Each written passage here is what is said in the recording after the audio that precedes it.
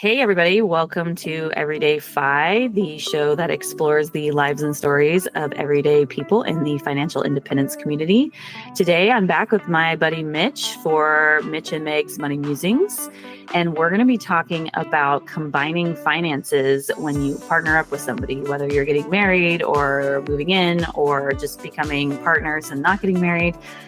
Because Chris and I, as you guys might know, I've mentioned this, got engaged over Christmas, and we're actually currently planning our wedding, and we're going to be legally married in a few weeks from this recording. I think this recording is actually going to come out a couple days after we get married. We're getting married on February 22nd, and then we're going to have a party in November. Mitch and I are actually just talking about doing an episode on talking about paying for weddings and crowdsourcing it and stuff like that. We're not going to talk about that today. We're going to talk about combining finances. And basically, what we're going to do is we're going to talk about what people might commonly do or some ideas of what we think some people might do. And then what Mitch and his wife did, what Chris and I are going to maybe do, depending on some advice from Mitch. We are going to talk about potentially combining things like checking accounts, credit cards, because I have a ton of credit cards. Chris has a ton of credit cards. Like, how does that work? And then in the last part of it, we're going to be talking about like legacy planning and prenups and stuff like that, because I've been getting a lot of advice about prenups and prenups are expensive. Real quick, we're going to hear from our sponsors, then we'll get back to it. But I want to urge you guys to listen to the end of the credits today. There's a small blooper with Mitch and I that's pretty funny. So make sure you listen all the way. Okay, we'll be right back.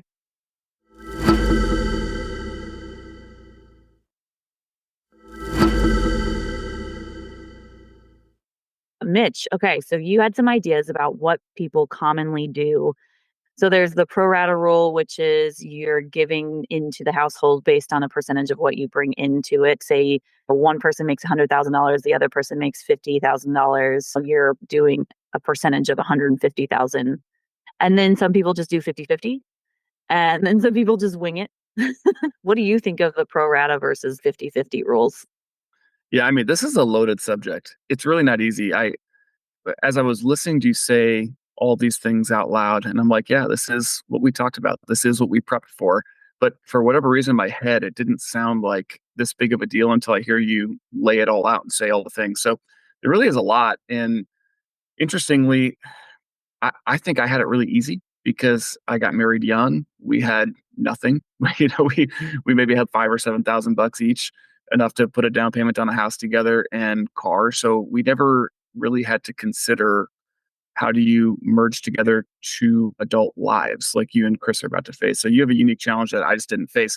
And so I probably sound a lot like Mindy Jensen from the BiggerPockets Money podcast because she talks all the time about how her and Carl didn't have anything to combine. They had nothing to worry about from a prenup standpoint. And so all I know is you and I talked about recording this episode a few weeks ago. And I immediately talked to Liz about it. And I was like, I think this is what happened. But what do you remember? Because it was so long ago. And interestingly, it was just kind of like we both came away with that's just kind of always the way it was. And ultimately, I don't know which of these is the best answer. I know what my opinions are, and I'm going to share them transparently, even though I don't mean in a judgmental way at all. It's just what I think and what I feel. And so I'm going to express that pretty openly today. What do you think? Yeah, I know you said you and Mindy and Carl and Liz and all of you had nothing to bring into the relationship because you were so young.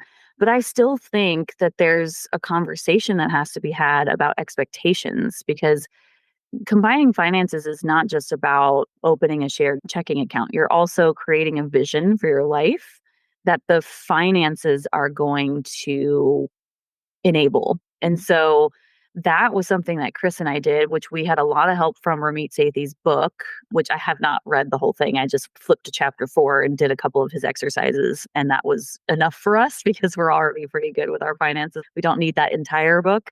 So it's kind of like, how did you decide who was going to be the ones who pay the electric bill? Like, how were you going to make decisions about when you bought a house and who was going to be in charge of the day-to-day things? Did you have discussions like that at all?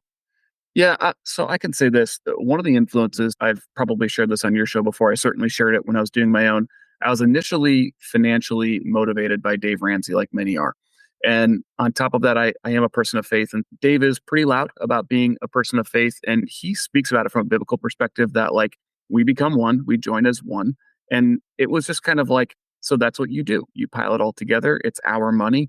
And that's that. And Dave's been really loud about that. And I realize there's a whole world of people that listen to Dave that do not identify with faith in any way, shape, or form. So I don't know what they think of that. I've never asked a person that question, but I you're raising your head. I can answer that. So that's actually how I feel about it. And it's not from a place of faith. Chris and I believe, because we are partners, Mhm. that everything once we get married just go into a communal pot. We of course have our separate fund money. Each of us gets an allotted fund percentage, but then everything else is ours after marriage. I think that is something that I agree with. Yeah. Awesome. I think that's great. And so one of the things that I had kind of prefaced this with, I was going to say that I didn't want to come across as judgmental is I understand why people do this. I do understand why the pro rata rule exists. I understand why the 50-50 thing exists. But even last night, Liz and I were driving to dinner and we were having a conversation about a friend of ours and how they're not married, but they are operating kind of as though they are from the way that they live their life and planning standpoint. And we both just kept coming back to the same position. And if I'm being honest, her more strongly than me, even though I do feel this, but I just don't say it out loud like she does regularly, is just how do you do that? I don't understand how you're married, you're connected, you're a team.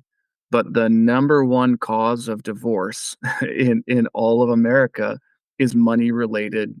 And so how do you not team up on that thing that's that important? It just feels so divisive that this is mine and that's yours. Really? Like I have a hard time with that. And again, it's hard to say that without sounding judgy, but I really do understand how people land where they land. It's just not the way that I feel, and I can't quite truly understand it, if that makes sense. Yeah, it does. And I think it's one of those things where you don't have to understand it. If somebody has had the conversations that they need to have to get on the same page, and this is the conclusion they made, awesome. I think the thing that causes divorces is when you don't talk about money and you have financial infidelity happening. So if somebody wants to keep everything separate and both parties are in agreement with that and they still come together and still talk about money on a regular basis and still decide to keep it separate, cool. If that works for you, that works for you. There's a couple of people who have come on Ramit's show and said, well, this is my third marriage. I don't want to combine finances anymore. It was so complicated in the past. My current partner also has some divorces under the belt. They have some kids. We're just going to keep it separate because it is so much easier for us. And I get that. I get it. I think because this is my first marriage, I don't see it that way. Chris and I are partners. We plan to be partners for life. I don't see any scenario where we would ever get divorced because we are very good communicators. We're both in therapy. We both talk about finances on a regular basis, mainly because I make him. No, I'm just kidding. And it's, I think it's one of those things that there's nuances to it because we're older coming into the marriage. We both have property, we both have investments. And so, what do we do with that?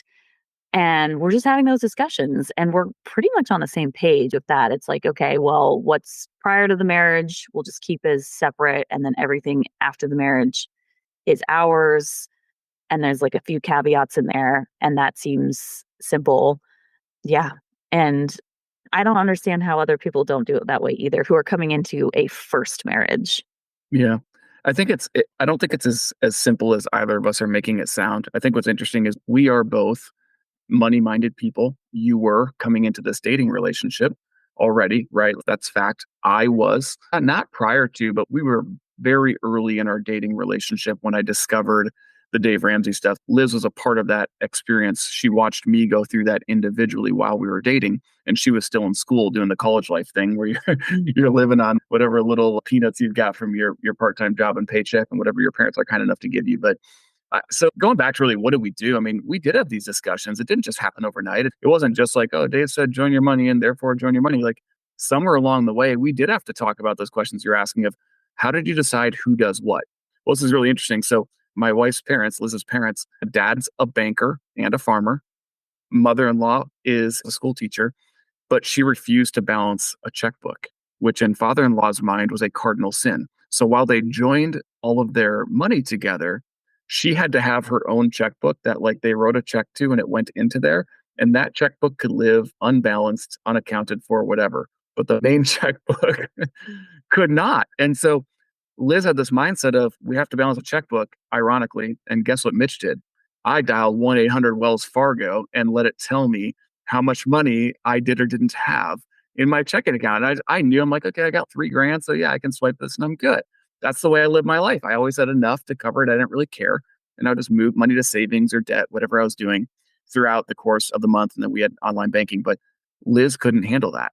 So I said, okay, congratulations. You're going to be in charge of the checkbook then. Like, you're going to have to pay the bills if you want to fill out that ledger, because I can promise you, Mitch ain't doing it. And she always took care of those things and handled those things from that point forward. But we did. We had a lot of little discussions along the way that led to this philosophy that we then lived out. So does that help answer the question you asked 8 minutes ago? And then we went our tangents and circled all the way No, back. I love our tangents. Yeah, it did. And it's funny because it's one of those things where Chris and I are probably going to have some sit down sessions because our life is a little bit more complicated. Like I said, we have all these credit cards. Mm. I'm making it sound like we have 20. We don't. He has a couple. I have 4. And I was like, how do we do this? Do I add him as a user? Because I don't necessarily only want him to be a user. I want him to be an admin as well. Because let's say I died the day after we got married. I want to make sure that he has access to all of my accounts because they will be his accounts now and he will be responsible for them. And so I don't want him to just be an authorized user because then he can't log in and pay the bill. Like authorized users don't see any of that. So at least it doesn't look like they can. We're using Capital One and Chase and it didn't seem like you could. And it's just so much admin work though, because we're older and have so much of that stuff. And so I'm not even sure what to do with our credit cards. I'm like, do I close them? But if I close them, then my credit score will be affected. I don't know. What are your thoughts on like, I mean, this is very specific, a very specific topic, but credit cards in general. Let me give you some more details just before you answer. So I have 4 credit cards. I have 2 with Chase, 2 with Capital One. One of them is a business credit card. So Chris isn't on that one at all. He doesn't need to worry about that. That's for the podcast and everything. And then Chris has 2 credit cards. He has one with his bank, like where he has his checking account, and then he has his Chase Sapphire. And what would you do if that was how you were set up and you were about to get married? What's your thoughts on that? I can answer it pretty easily because I am married. I open new credit cards fairly regularly because I'm a travel hacker, as it's now fairly well documented. And I have no idea how Liz would handle them if I died. I'm pretty sure she would take the letter, like Mitch is dead, and here's the I'm in charge of the trust, a documentation, and she would just close the accounts and they'd be done and gone.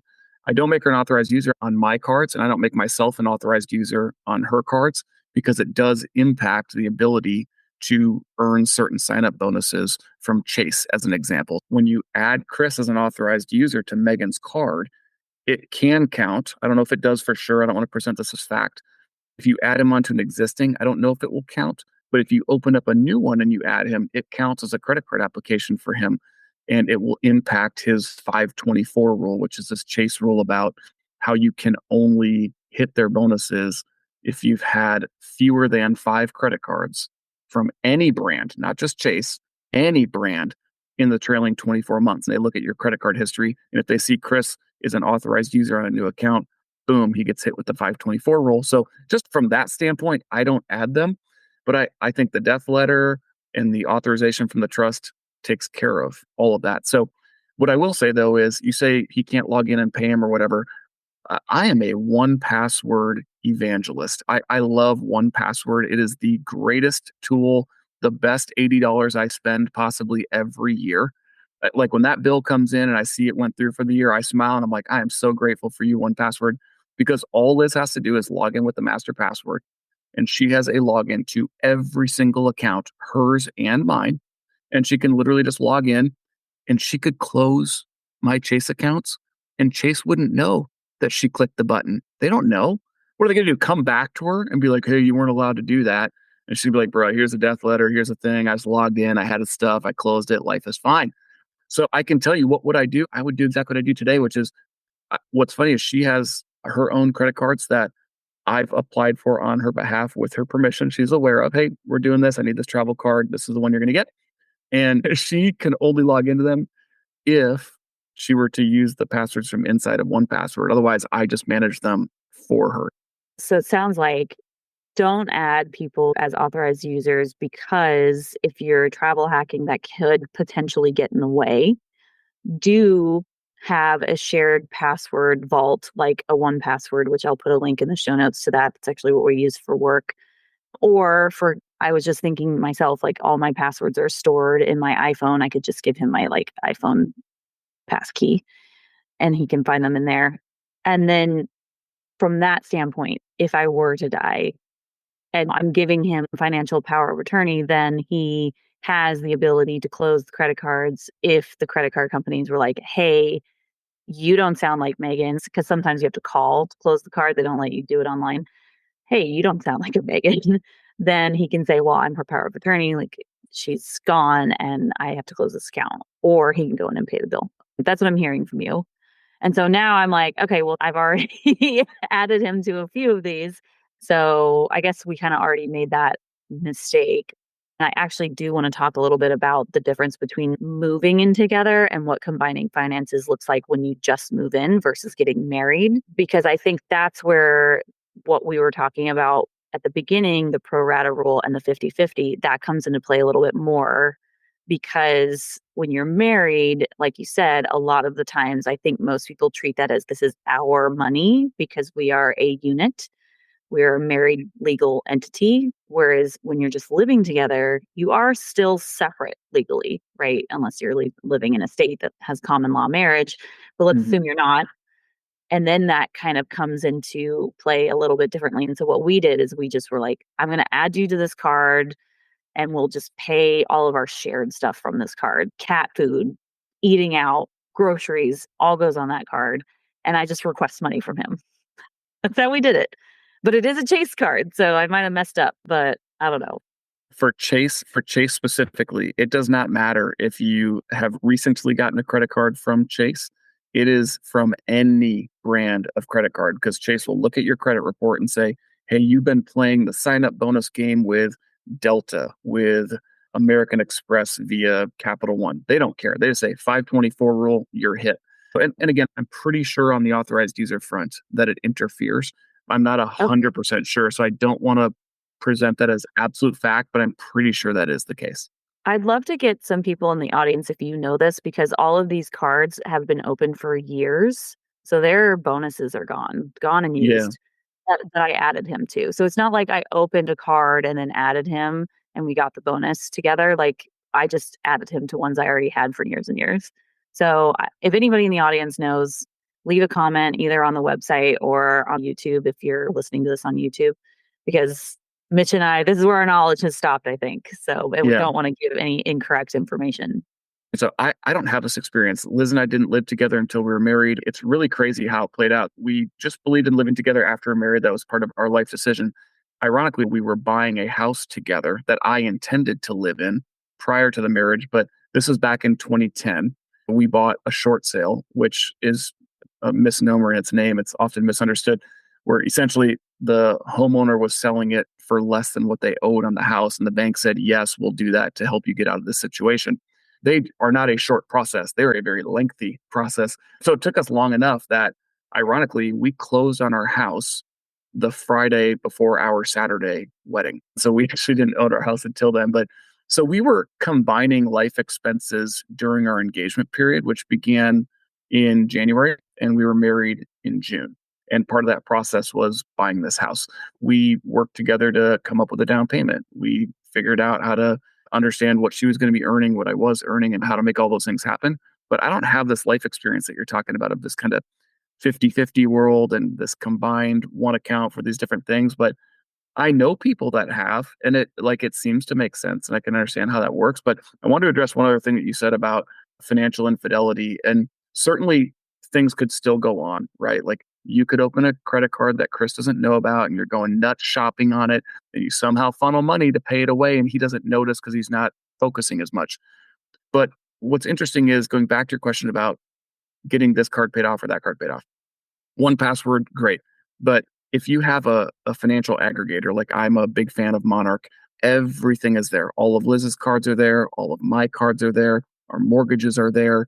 I have her retirement accounts that she holds at Vanguard. I have her 401k from her former company. And then all of my accounts all aggregated to one spot. So again, in the event that I pass, the fastest thing to do would be to log into Monarch and recognize these are where all of our payments are going. Go log in and pay them off, mark them as closed, whatever. And so if one was worried about financial infidelity, certainly someone can go off and open a separate credit card and do things with it that we don't know about. But if you want that accountability, it is right there in that transaction log inside of Monarch or whatever app you might use to kind of see where that money's going and understand what it's for, if that helps any. That's actually perfect because that was something that I was thinking of doing. What's important to me is the transparency. And it's not because I'm worried about infidelity. It's just if we both have a view into what our money situation looks like, then that's going to better inform that vision that we were creating for ourselves that I was talking about that we did with Ramit Sethi, where we created like this vision for our life. And to us, finances just fuels that. I don't care about the nitty gritty numbers necessarily. I care about it fueling our vision for our life in the next 5, 10, 15 years. And then we'll get to the next after that because everything changes, right? And so I love the idea of using something like Monarch. And I know you do have to pay for it. I'll link that in the show notes too. And I think I'm going to look at that because I think that's probably the easiest way for us to at least get a big picture and then go through and say, where do we want to join? Do we just want to leave our credit cards alone? You have this weird bank account that's in Pennsylvania and there's no like branches other places. So maybe you should come over to Capital One and do that kind of thing. I think that'll make it a lot easier for the admin side. So thank you for that. While we were talking, I just picked up my phone and I actually sent you a gift, a 1-month free link to try out Monarch that you can give a shot. So, Yay! so you, Thank you. I will tell you it sounds like you use your password keychain thing in your phone. So it'll be helpful for you. Hopefully Chris does as well, because it does make it a lot easier to get all of your accounts synced up. But I will tell you, it is a minimum 1 hour exercise, depending on how many accounts you have to aggregate and getting all of your values and things put in that you want put in. It is like a 4-hour project. And then once it's in there, if you're a tinkerer, such as myself, you will start to realize, oh, I can do this. And oh, I should categorize this as that. And it really becomes very gamified in a good way. So you may find yourself kind of going deep down the rabbit hole.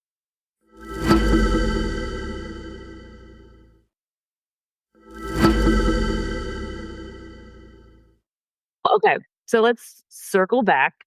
Yes, I just used that term. Let's circle back to pro rata and 50/50. And what is your opinion on using pro rata, meaning the percentage, like basing what comes into the household based on a percentage of what you make and what you bring into the household versus just 50/50, no matter who makes what? And let's look at this as from you're not getting married, you're just moving in together. What are your thoughts on the two? I can't talk about these two things without talking about the third option, which is just pooling all of our money. And I get that probably isn't happening in most cases. We're just moving together, but I want to reference it through the framework and mindset that I really truly believe there's just this combined we are one team when we roll it all together. And so again, I get it. We're not married in this scenario. We're living together, whatever. But we are combining lives in a lot of ways, and we're making a lot of joint decisions together, including like where we live, how much we're willing to pay. How are we going to team up on this? Because you make one amount and I make one amount, and I might want to live one lifestyle, but you're like, man, that's pretty expensive for me. And so I like the pro rata in the scenario because I do think it starts to create more of a one team, one dream mindset where, we're saying, hey, I want to live this lifestyle and you are a part of my lifestyle. And it would be unreasonable for me to expect that you contribute $1,000 to this $2,000 rent when I earn twice what you do. So I can get into a world and a mindset where if we were living on a shared income, why don't you pay $600 and I pay $1,400 and we get to live in this great $2,000 place together? I really think that starts to look much more forward towards truly being a team, truly picking each other up and carrying each other and saying, we are in this life together. And if it becomes a forever together, then great. But I think you're starting that journey in that way far more than a 50-50 where I think it's easy to be resentful of the other person because they might quote unquote put you in a situation where you feel like you have to contribute half while living up to their standard when you might not make that decision on your own. If you're by yourself and you're stuck and it holds you back from some of your personal goals you might have, it might slow down your retirement savings. And here this other person's telling you, I need to live this life at essentially whatever expense to you because I know this is going to cost you a significant portion of your income and it's going to hold you back from these other goals that you might have. And I'm okay with that. So if people are relatively equal in income, it's probably not as big of a deal. It just shows how complex this is and why a conversation is needed at every stage when you're forming a life with somebody. And when I say at every stage, I mean even when you start dating somebody and you're not living together, I still think it's very important to have financial conversations about who's going to pay for the food when you go out to eat. Are you going to split it half and half? What if one person is making $250,000 as a salesperson and the other person works at a museum making $35,000? And so the $250,000 person wants to go out to a really fancy restaurant and says, let's split this $200 bill halfsies. It's not really fair, is it? So even looking at it from a dating standpoint, it's really important to think about what's fair, but also what your lifestyle is. And does that match with the other person? And if it doesn't, what kind of conversation do you need to have? And do you need to part ways? Is this so big of a difference that you're not able to come together and find a resolution, find a happy middle? What Chris and I did is we did the pro rata when we moved in together. And then once we're married, we're going to do the one pool. And then 10% of the whole pool will go into each of our fund money that neither of us needs to see. I don't need to know that he's spending $200 on a camera lens. If that's what he wants to use his fund money for, sweet. You do you, boo. The pro rata for us just felt the most fair to me. And because I, in this situation, am the one who does make more. And he's also living in my house. And so it made it more fair that he did it based on percentage. Another little nuance to our thing is I didn't do just mortgage and utilities like all separate. I tracked that over a year, created an average, and I said average of house expense for me every month is this much. And so we'll base the percentage on that. So then he's not paying me, a Venmo here, a Venmo there for utilities or maintenance or whatever. It's just one big chunk. We had a discussion about what we want our life to be as well before moving in together, meaning like what standard of lifestyle do we want to have? Does one of us want a mansion while the other one wants to live in a shack? Stuff like that. And luckily we were on the same page. But I think that's a very important conversation for people to have because in that scenario I just said, the person who's like making $250,000 as a salesperson might want to live in a nice big fancy house. But that person making $35,000 in a museum might feel, like you said, can't make the goals they might have for themselves if they're being asked to pay 50-50 of that. And even if they're being asked to pay just their share might still be a high dollar amount. You know what I mean? If your expenses, if it's $5,000 a month, that's still a high percentage of that person's or a high dollar amount of that person's salary. And so I'm not a fan of the 50-50 unless you literally like one person makes 100 and the other person makes 100. So as I was listening to you talk about that, I was just thinking about, so again, these are things that I'll never get to understand because I'm already past these phases of life and we've done what we did. I'll never get to go back and see what this feels like, but I'd be really interested. So like for you, maybe you can actually give me a little insight to this because you're going from this pro rata life and you're migrating towards eventually you're dumping it all in one bucket. And I think that's interesting because you have to think about that. You're like, whoa, it's been this way. And now all of a sudden it's going that way. How do I feel about that? Really, I think it's kind of interesting. But I was just thinking about like future parenting, right? Like you're thinking about working towards a family here, right? Like I know that's in your agenda. And at some point, what if Megan wants to stay home and you are one of these couples that's doing a 50-50 or a pro rata deal, right? Like what if you're in that world and you're the lower earner and you have a child and you want to stay home for an extended period of time versus the whatever 12-week FMLA thing? How do you regravitate and like get back to grounding and figure out how to handle that? That's a really interesting thought that I've never had because it was just like we knew that whenever we chose to have kids, Liz wanted to stay home for some extended period of time if possible. And we wanted to try and figure that out. And because we chose to just dump all our money in one bucket, it was just like, that's what's happening. We never had to think about, like, well, you have to save for 2 years leading up to this event to be able to afford your portion when you don't work. Like, that's a really interesting thought that I've never had. And so I don't know, you're the closest I have to going through that. I don't know what you think about that. So the funny thing is this leads into the prenuptial agreement conversation because this is one of those things that you address when you're creating that agreement is what's the expectation here? Now, obviously, a prenup is also saying if the dissolution of marriage happens and one of the parents stopped working for 20 years to raise the kids, like what do they get? But you can also set parameters in there about those expectations. Those are the kind of conversations that we are going to be having when we create this document. You know, if you look at a will, you've got your actual will, what happens when you die, but then you also have your living will that like, okay, what happens when I get sick? What decisions need to be made for me? You have those medical and financial powers of attorney. What happens if I'm still alive, but I can't make these decisions for myself anymore? So it's a similar conversation that kind of comes up when you're creating this prenup, at least what I've seen. And Chris and I are only just starting these conversations. So we haven't fully talked about that. But from what we've learned from him going on sabbatical is that we need to talk much more about it. When he went on sabbatical, it was very much kind of like a rage quit kind of situation where he just was like, I can't stay on my job. I'm just going to quit.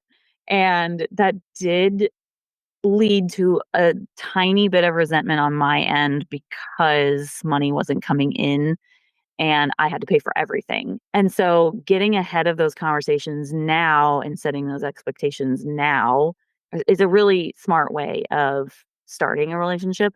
But then it also protects that person who added value to the relationship that was not monetary, but emotional labor, like raising the kids.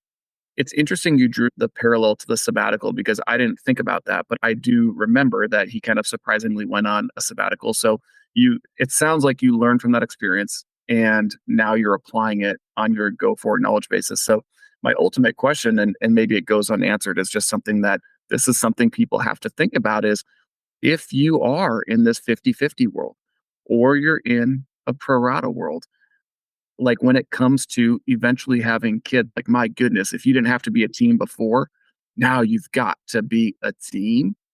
And are we really thinking like in that world? Who knows? Maybe somebody in the audience will comment and tell us that, yeah, I lived that out.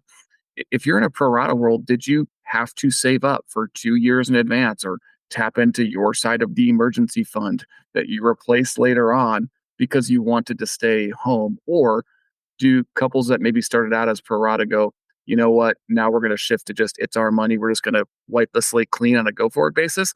It's just such an interesting thought exercise to go through that, again, I'll never experience. But I think your sabbatical situation is probably the first parallel experience I would have ever come across. And it is just really intriguing to me to think about how do people address that? And are people truly saving up to cover their fair share while they're on some extended version of leave? It's personal to everybody, but it reminds me of I saw a story on Instagram. There was a couple and they were one of those power couples, right? They both had really awesome careers. They were climbing the ladder. They both loved it. And they got married, but they kept things separate because they were super career oriented. But before they got married, they did say, we do want to have kids. And the woman figured that she would just do the FMLA like 8 weeks, 12 weeks, whatever time off, and then go back to work. But when she got pregnant, she was like, you know what? I think I actually want to take more time. And she actually asked her husband to add money to her retirement accounts while she was out of work to make up for the lost income that she was going to have to raise this kid. And I just found that so intriguing because he got really mad about it because he's like, this is not my responsibility, which I was like, okay, you're a team and she's raising and birthing this child. That is a job. Hmm. She just doesn't get paid for it. But I just thought that was a really interesting approach because if your retirement accounts are going towards both of you, and one of you is no longer working and you still have that same goal and the other one is able to put that money in there to make up for this time that you're going to be out of work while you're raising our child, I think that's a great idea. What are your thoughts about that? Well, so I did do that. So while Liz was out and not working and raising Bennett to 3.5 years old before she went back to work for a minute, we did still fill her Roth IRAs when we were eligible to. And then eventually we hit the point where we couldn't do them anymore. We had to do backdoor Roths. But then when she went back to work, this is kind of in the same vein, right? So we collectively have a tax bill that we are responsible for. And I have been the higher earner our entire relationship. And when she went back to work, it's really funny. Her paychecks were shrunk quite a bit because I'm like, max out your 401k. I want every dollar to knock down our taxable income as much as possible because my income drove us into this category where we were too high and I didn't want to pay those taxes. So I've actually lived that out, right? And I will continue to live that out. She just started this little cookie business, and as it builds and as she starts making money on it, I don't want to pay any taxes on that money. So at some point when it makes sense, we'll look towards the end of this year, 2025, and say, okay, you brought in X income. We're putting all of it into a SEP IRA or whatever the right vehicle is to wipe out her taxes. And it'll technically have been her money. Don't get me wrong. It's technically her money that we're putting in there. But I would fund that even if I didn't have to, just because collectively it makes sense for our situation. I was so happy you said that because there were so many people who responded to this scenario with it's not his responsibility to pay for her retirement account. And I was like, that is such a weird way to look at it because I'm like, aren't they partners? Like, I know they kept Yeah. everything separate. Yes, but this is their child. It's not her child. It's their child. They made the decision to have a child. And one of them has to take time off to take care of the child. And I guess you could get a nanny or daycare or whatever, but together they decided it was better if one parent stayed home. And it just was decided it was her because the babies usually need their mothers the first year more than the fathers. So I didn't get his anger. So I was really happy when you were like, I did that. What's his problem? Well, That was great. this isn't even that hard of a subject in my mind. If you look at that scenario, it's actually really quite simple because you just nailed it. You said they could have got a nanny. They could have gotten daycare. Okay, what would that have cost? What would his share have been? What would her share have been? At a bare minimum, the argument could be made, yeah, I'm going to stay home and the amount we would have spent on childcare goes to this retirement account or whatever. But the other argument could be, well, you're not earning. And so we have this huge gap in our household finances, whatever. But I can't wrap my head around that. You're never going to get me there in, in any way. I can't get there. Yeah, and so this is one thing in the prenuptial agreement that Chris and I are making, which I do want to start talking about that because I've actually been getting some interesting opinions about it. But I want to have in there what happens if somebody does take sabbaticals. What does that look like? How do we want to fund it? How do we want to approach it? Because the prenuptial agreement is also like deciding in the marriage what you want to do. I don't think it's just a dissolution of marriage because and the reason why I'm saying that is I'm looking through the questions I'm being asked because I'm using Rocket Lawyer. Hmm. And I'll tell you guys, it's so expensive to get a prenup. And I was like, I'm just going to use Rocket Lawyer. And if I don't understand something, I'll use Chat GPT to tell me what it means. And then we have a couple lawyer friends who we're just going to have them like glance over it and see if there's any glaring weirdnesses in the legalese. But anyway, they're asking questions like this, like what happens if somebody stops working and takes care of the kids? How do you want that income to be seen during those years?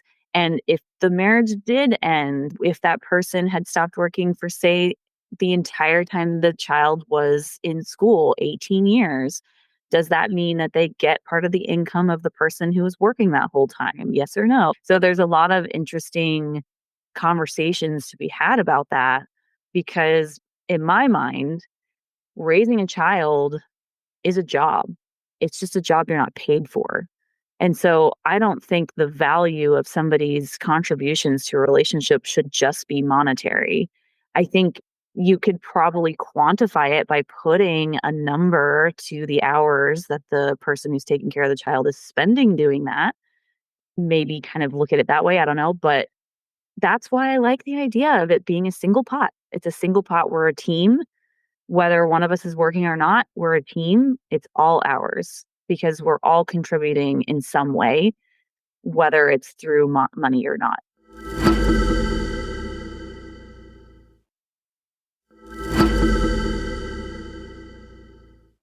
It's so interesting just thinking back. And I remember when we first had Bennett coming, the original plan was Liz to stay home for a few months. And we were hoping to figure it out. And we got really lucky that she got laid off before she was going to go back to work anyway. And we actually had reached the point where we knew because I had renegotiated my employment agreement and earned enough to where it was just like, hey, this is what's important to us. Liz really wants to stay home with Bennett for longer and it makes sense. And so we were going to make that happen anyway. And then she got laid off and it was super convenient. But I think there's just this interesting undertone of resentment from whoever is still paying for the existence versus the one that is raising up a child to be whatever you want to shape them as. And I have given credit to Liz every step of the way that, like, our child is who he is because of how intentional she was with him 12 waking hours a day or whatever it is that he's awake from the moment he was born up until he was 3.5, 3 3/4 years old when we started to turn him over to more preschool influence. Even the decision we made so intentionally that when we sent him into daycare, and we tried so hard not to have him end up in a center where they're just surrounded by a bunch of kids and there's whatever, 2 teachers to whatever, 22 kids or something. It's like, how do they balance that? We worked hard to figure out how do we get friends and how do we get family that we can compensate. So he's always with somebody that's tight knit and close. And it's him and a buddy with a parent. And we were able to accomplish that and make that work. But all of that ties back to, like, there were things that were important to Liz that never crossed my mind. And because they're important to her, they became important to me. And the daycare center is one of those things that I was like, oh, okay, he's not going to a daycare center. I understand. That's not what we're doing. We'll figure it out. But there was just, I don't know. I can't wrap my head around this undertone of resentment that exists when you're talking about that power couple, that one person's paying and the other one's not. It isn't something that I've experienced. And it's just so interesting to talk about it because I'll never be able to understand that. I'm privileged and grateful that I don't have to. I wish I had better questions to ask you about your prenup scenario, but having not gone through it, I don't know the right questions to ask. So I'd like you to keep expanding as much as you're capable or comfortable on some of these thoughts that you're maybe bouncing around. And if there's any way I can help, I will. Otherwise, I'll just listen and Yeah. validate your genius decisions you're making. Well, so one thing that I found really interesting in this prenup thing is so when I first started, I knew I wanted a prenuptial agreement because, like I said, we're coming into the marriage with assets already under our belt. And I know that if you don't have a prenup, you do have a prenup. It's going to be your state. Like, your state's going to tell you what's going to happen to your stuff when you get divorced. So if you're okay with that, great. And we all know this as people in the FI community. Like, we know this. We know we need to have a will. We need to have all that stuff because we don't want our state to tell us what to do if we already have assets coming in. But when I started asking people about, okay, who did you use? How did you find somebody? Do I have to have a lawyer because it's really expensive? And there was actually so many people who said, oh, we never got a prenup. Why are you getting a prenup? Like, they actually find it to be odd. And these are people outside the FI community. They're like, why? Even my mother, I didn't get a prenup. I was like, you didn't get a prenup? I was like, Dad was married before twice with kids. You guys didn't have he was a lawyer. You didn't have a prenup. Oh my gosh. And apparently it's very common. And I guess I sort of understand because they are very expensive. So when I started looking for a lawyer, and this is in North Carolina, It ranged from $1,500 to $3,000 for one prenup. And the lawyers were like, we also would say that each of you have your own lawyer. So it would be even more than that. So you have one prenup, but then you have two lawyers. And so you have to pay a retainer for both lawyers. So it would be even more than that. And I was like, what? Why would no? That is so expensive. And it's so expensive that it's like unattainable for people who might be lower income. Like they can't even Mhm. do that. And so they're just kind of subject to whatever their state's going to say when they get divorced. And the problem with that, and one of the reasons why we wanted to do a prenup is because of this conversation we just had. If one of you stops working for some amount of time during the marriage and you get divorced, one of those people, if they weren't bringing in money to the marriage, they might be left with nothing or very little to live off Mhm. of. And then what are they supposed to do? And to me, that doesn't seem fair because their job in the relationship was to raise the family. And that is just as valuable as bringing in income. And so that was one of the reasons that we were like, we need to have this because, sure, I'm pretty positive we're not going to get divorced, but I'm 38. Who knows how I'm going to feel at 58? Mm. But I just thought that was so interesting that so many people don't have it. I don't know. Why didn't you guys get it? Because even though you guys weren't coming to the marriage with anything, you're still kind of leaving it up to whatever your state is going to say, right? Isn't that how that works? Am I like understanding this completely wrong? Maybe I'm getting it mixed up with a will. I don't know. Maybe that's what the problem is here. No, you're dead on. You have a prenup, it's just whatever the laws of your state are. But I will say this, honestly, I think you're giving too much credit to the general public. I don't think people even think about this. I think if you gave this podcast episode and that statement to 500 random people on the street, the response would be something to the effect of a prenup is equivalent to the Grey Poupon commercials from the 90s. That is for rich people. That is not for everyday people. Like, we don't even think about that. I don't think I even had a prenup on the mind to decide yes or no when I was 23 years old and engaged, right? I don't think that was even on the table or in the back of my mind. So I think you're giving way too much credit to the general public. And I would even say, I remember the moment, what I was doing when I learned about the power of prenups and trusts. I was cutting my grass. I remember exactly where I was on my lawn, and I stopped running my lawnmower and I wrote myself an email that said, Mitch, go get a trust made or else. And it was about getting that stuff figured out because if you die, you have a plan. It's up to the state. I didn't want it up to the state. The one thing I want to circle back to, you mentioned that you're using Rocket Lawyer or whatever, and you said if you run into any questions or concerns, you're going to use ChatGPT. I'm going to send you a link to a AI website that is designed specifically for legal advice, and it'll better answer your questions. I don't know what it's called, but I subscribe to this newsletter called the Neuron, and these nerds a few times a week send out what's going on in the world of AI. And my goodness, is it incredible what's going on in the world of AI. So I can't remember what it's called. I just remember reading about it. I'll go find it for you for sure, and I'll send it to you. Yeah, and I'll link it in the show notes for sure. Just go and look at the show notes. I'll say Mitch's Law AI website or something like that and like the real name. So you guys know what we're talking about there. So there's probably so many people who are on this call like, no, get a lawyer, don't do ChatGPT. What are you doing? But we can't afford it. So it's either we do this pared down, cheaper version or nothing because or we just don't get married this year. And to me, that's not an option. I want to get married. I want to be married to Chris. I love him. I want that to be our next step. I'm so ready. Plus, we are determined to have a child in the next year or two. And I want to be married before we have a child. So to me, it is very important that we get married soon.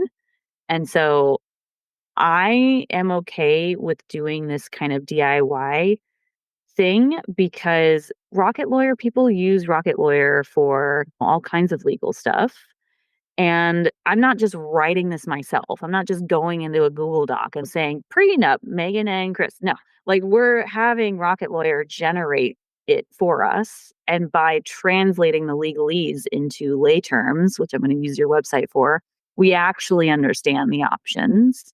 And then having lawyers, like we're gonna have 3 different lawyers look at it. Now, none of them are North Carolina and none of them are family lawyers, but they can at least translate the legalese and say, okay, you guys know this says this, right? Are you sure this is what you want to do? Okay, cool. That's fine. So it it's just the only way to do that. And I don't know. People might be like really upset about this, but it is what it is.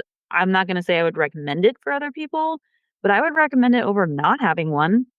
I Yeah. mean, what's the harm if it's between this or not having one? I feel like doing this is probably better.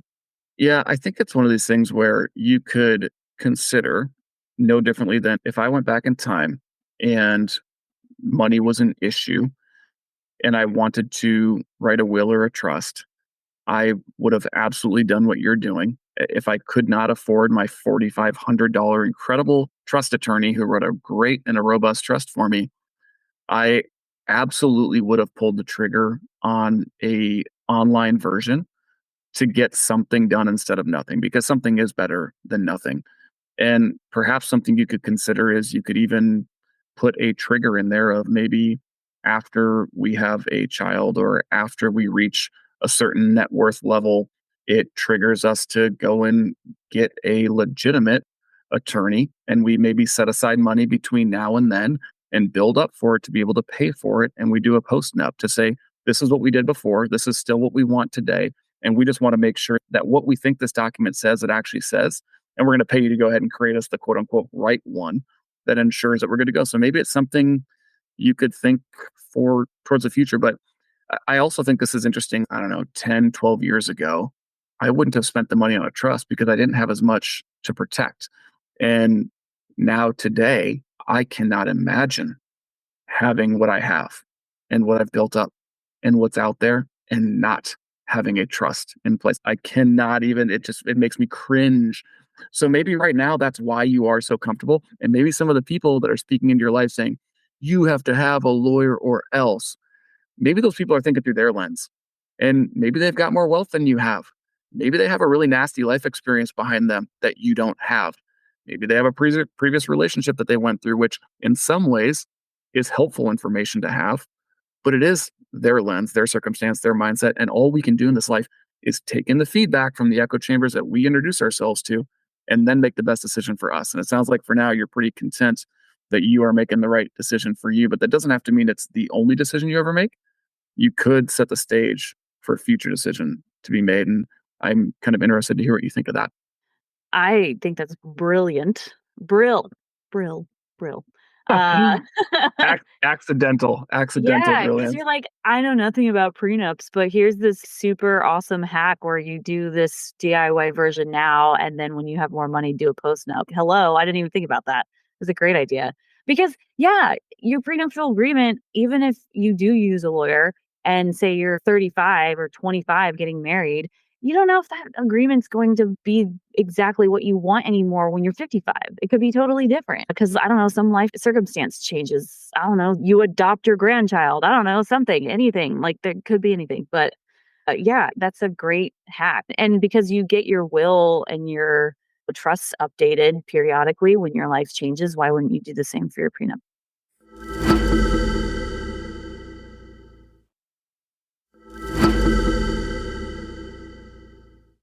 And that actually leads me to legacy planning. This is a little bit different than combining finances, but understanding how you want to set up your partner for success when you are no longer around is super important. I mean, if anybody's heard that episode on ChooseFI, I forget what the title is, but I will link it in the show notes. But I think the woman's name was Amy, and it was her husband was just going out for a bike ride with a friend and had Mhm. this freak accident where he banged his head on something and he instantly died. Mm. And they had nothing set up. And his family, who she'd had a great relationship before, money can turn people into ugly things. I've literally seen it happen in my family, and they turned ugly and they took half of what was supposed to be theirs that they planned for their future. I think it was in a brokerage account because they hadn't set anything up. And that is really important. I will say Mitch and I have very different like, we both have wills, we both have legacy planning, but they're very different because, like he just said, $4,500 for a trust. I went to freewill.com, created my own document for free, and then got it notarized. There were some notaries at work, so I got it done for free and just had some people in the office, "Hey, come over and witness my will." So, I will put that free will website in the show notes. But yeah, Mitch, what would you advise for legacy planning? Like, why did you go? I mean, you've kind of touched on this, but do you want to elaborate on why you went with this $4,500 trust versus the DIY route? Yeah, so it's twofold. One of the biggest things for me was privacy, and that is the God's honest truth. When you built the net worth that we are building when we're in the FI community and you pass away, your friends, your family, people will come out of the woodwork and find an excuse to try and claim that they have a right to that money. And so if Megan passes away in the next year and her will has to be read, it becomes public knowledge. And so family will become aware. And that's where they can contest the details of the will and try and make a case. And then it's up to a judge to sit down and listen and make a decision that they think is best rather than what your wishes and intentions were. And that makes me wildly uncomfortable with the net worth that we've built paired with the amount of money that happens if I do pass away and my life insurance pays out because I have a substantial amount of completely unnecessary life insurance that I keep just because it's so cheap. I won't let it go while I'm still working. The second thing about the trust versus the will, and if my trust attorney was listening to this, she would be barking at me right now because I wanted too much control from the grave. And she kept saying, Mitch, I have never met someone like you. You want way too much control from the grave. You can't have that. So what we settled on was here's the things that we can have in place that have some nice guardrails in place for all of this money should I or we both pass.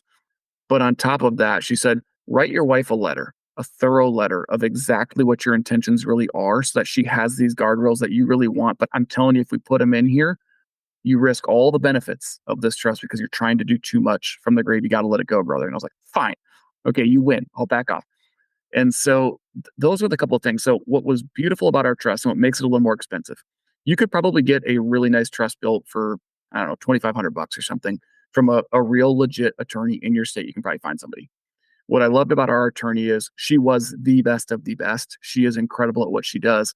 But we wanted some levers in place. There's some simple ones. If we both pass, my son only gets X at this age and they gets Y at that age. And prior to then, our trustee can push out some money for various specific things at their discretion. But there's other stuff that takes care of like triggers where a certain side bucket of money is the maximum that one surviving spouse has access to. So if I die in a car crash and Liz lives, if Liz dies in a car crash and I live, the money goes under control. If one of us remarries, it forces a prenup to happen because we didn't build all this wealth for the surviving spouse to go get remarried and some dirtball divorces me or my wife and takes half my money. That was not the intention. So if you refuse to get a prenup, there are rules in place where the trustee takes over and says, you only get so much money. You only get access to so much money. The one other thing that I think is incredible is we put a mechanism in place where if one of us passes away, we can't accidentally burn all of the money and leave our child with nothing. So there's a bucket of money set aside that no matter what is held for him to ensure that he is taken care of at certain ages in life. And that way, neither of us ever have to worry about accidentally going on a depression spending spree and crying in a Mercedes, as you put it so eloquently earlier before we started recording. We told that friends call. And I think that's really powerful. And then we did also put some other mechanisms in place that if we both pass, we have more than what we need. There's a substantial amount of money that goes to the people that will take care of my son so that they can buy a bigger house, build a wing onto their house if they need it, and they never have to think twice about raising our child like they are taken care of. And there's even parameters put in place like to take care of my mom who's not able to fully fund her own retirement. There's some stuff set aside for that. So you can get really granular. And I don't think you can do that on LegalZoom or Rocket Lawyer. I appreciate that you went into detail because some people might be like, oh, yeah, I can do freewill.com. Oh, wait, my situation sounds more like Mitch's. Maybe I should do a lawyer because some people, I feel like, especially in the FI community, like we want to hold on to our wealth. We have a few misers in our community, but this is where the value of actually paying for a lawyer and getting exactly what you want is probably worth it. To me, I don't have a complicated life. I have retirement accounts, I have a house, I have some art, and that's it. And I have my beater, my car, which is apparently a beater, according to Mitch. If you guys listened to the last episode with us, I see that stung. I'm still salty about that.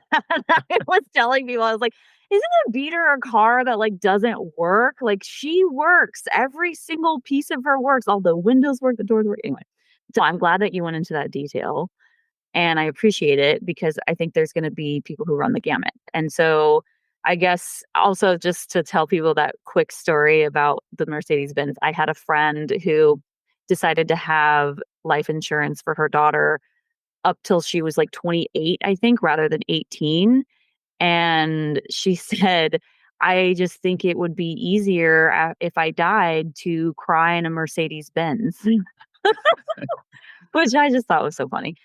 So I don't have anything else to talk about. I think we hit everything. And if people have comments or questions, like I said, you can either leave them on the show itself in my website or on YouTube. I got off Instagram, and so I'm not making Instagram posts, but I think YouTube is a great place to leave comments and things like that. I see them, and I also want to get my subscriber base up there. So if you guys want to go to YouTube, we're not recording like I'm not putting the videos on there yet, but I might soon. So, Mitch, we might have to start looking a little bit better in some upcoming episodes.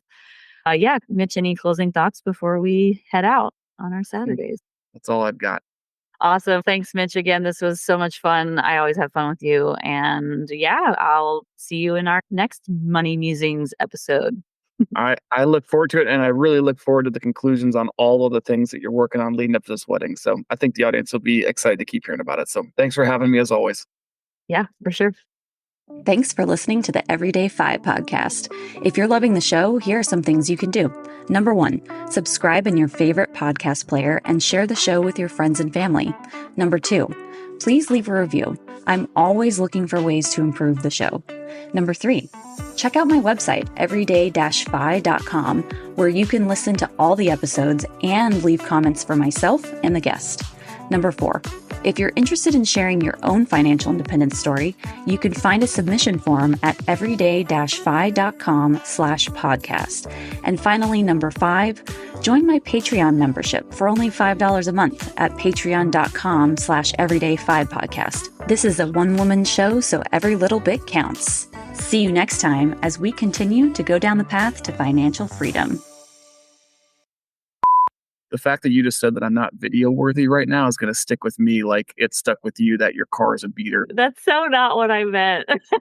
Yeah, I just didn't want to say I'm going to put this video on YouTube. So, I didn't want to never mind. That was really funny. Yeah, well, I don't look camera ready right now. So that we'll just say it was me. I was talking to myself. Okay. Uh-huh.